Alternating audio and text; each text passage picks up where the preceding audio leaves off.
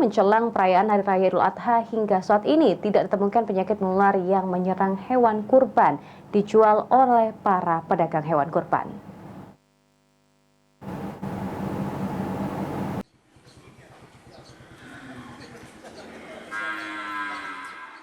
Menjelang perayaan Hari Raya Idul Adha pada hari Senin mendatang, penjualan hewan kurban alami kenaikan. Untuk mengantisipasi timbulnya penyakit dari hewan kurban ini sendiri, Dinas Peternakan dan Ketahanan Pangan Sumatera Selatan dan tim dokter hewan harus melakukan pemeriksaan kesehatan terhadap hewan kurban.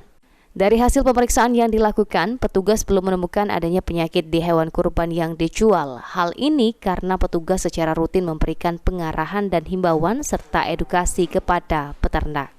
Alhamdulillah syukur semua hewan yang dijual itu belum ada laporan yang terindikasi. Apakah itu SI, apakah itu PMK, apakah itu Jembrana, penyakit lainnya. Alhamdulillah syukur tidak ada. Karena kenapa?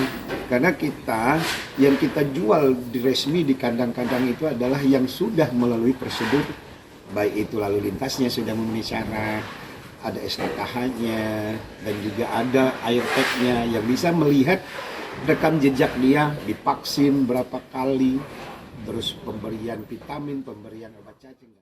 Dinas Peternakan dan Ketahanan Pangan serta tim dokter hewan Sumatera Selatan terus secara rutin melakukan pemeriksaan kesehatan hewan kurban hingga proses penyembelihan dilakukan pada Hari Raya Idul Adha nantinya.